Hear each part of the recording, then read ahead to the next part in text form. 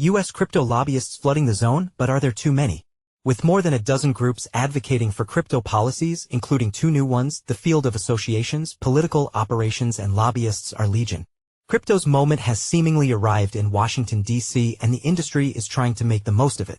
But as new organizations hatch and leadership shifts at the top advocacy operations, the field of pro-crypto groups trying to carry the torch is more crowded than ever. No fewer than a dozen groups, including the Digital Chamber, Blockchain Association, and Crypto Council for Innovation, are seeking to steer digital assets policies in the U.S., some of them substantially overlapping in their membership bases, funding sources, and in the goals they're seeking to accomplish.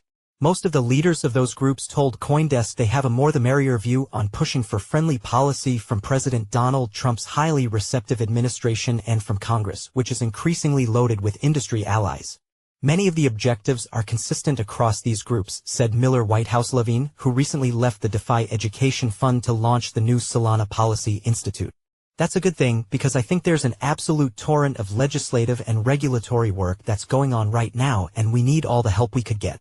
Congress is chasing several crypto bills, including legislation to set boundaries for crypto markets, oversee stable coin issuers, curtail digital assets in illicit financing, call for proof of reserves at crypto firms, and set up government digital reserves.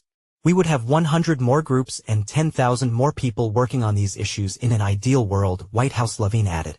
But other current and former policy advocates privately grant that the field is getting packed and that it can be difficult to justify so many entities pulling for the same cause with the same finite universe of congressional staff, White House offices, and regulatory officials.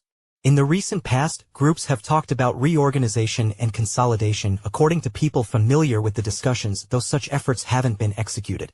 Meanwhile, new organizations have hung their shingles in recent weeks, including Whitehouse-Levine's SPI and the National Cryptocurrency Association, further increasing the ranks. That's often how the numbers have grown in Washington, a company or lobbyist who feels some specific interest isn't properly represented and can figure out how to pay for it. And big crypto firms have also set up their own DC operations, pushing for their more highly tailored interests.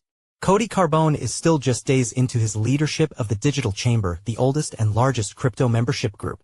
The Chamber and virtually every other major digital assets organization has lost or swapped leaders in the opening months of this year, many of them in the past few weeks. He said he understands why so many are suddenly keen on showing up in Washington to take advantage of the turn in crypto sentiment. And he sees this crowded field of U.S. groups as a net positive when there is so much work to go around getting complex legislation done. At some point, there could be too many cooks in the kitchen, he said. But I think that's a problem for a later day. Sheila Warren, who recently stepped away as the chief of CCI, said there's definitely room for differentiation in crypto's growing army of boosters, but she said a united front, in whatever form, is key. I think it's really about coming together and recognizing that we all pretty much want the same things, she said. Not all of the groups share the same agendas. Some focus on narrow areas of the industry, and a few are more oriented toward research or serving crypto users rather than companies. Their ranks include Coin Center, Satoshi Action Fund, Bitcoin Policy Institute, Government Blockchain Association, and Bitcoin Mining Council. Ripple started the new NCA with an astounding $50 million commitment, and it's meant to be one of those more interested in the people who use and invest in crypto than the industry players. On the raw, political edge of advocacy, the industry, especially U.S. exchange Coinbase, has entered the arena. Coinbase set up Stand with Crypto in an effort to jumpstart a grassroots-style crypto movement. That message of the people strategy was bolstered by the extremely well-funded Political Action Committee Fair Shake and the dark money influence arm, Cedar Innovation Foundation. Fair Shake spent more than $100 million to put friendly lawmakers into congressional seats last year, and the industry is already seeing big, bipartisan support in the early days of the new session. One point of evidence, the Democrats came out in force to join Republicans in killing an Internal Revenue Service rule that could have made existence-threatening demands on decentralized finance, DeFi, projects. I think it's a huge benefit that we have so many organizations dedicated to trying to achieve regulatory clarity for digital assets, said Amanda Timonelli, who stepped up to run the DeFi Education Fund when Whitehouse-Levine left. I think it's been really needed, especially in the past few years, and when we work together, we actually accomplish great outcomes.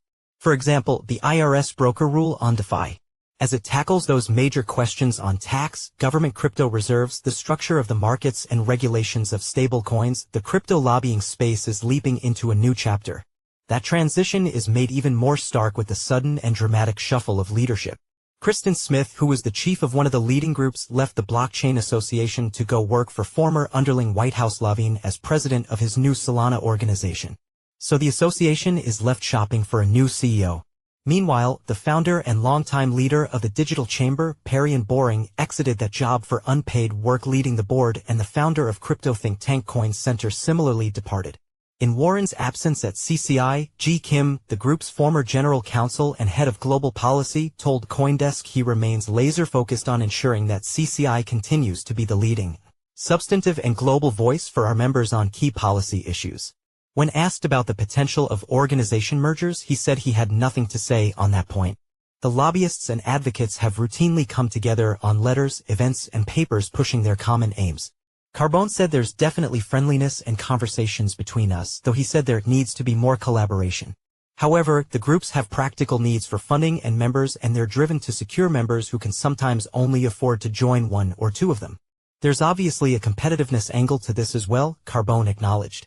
It would be naive to say there's not, so there's a race sometimes.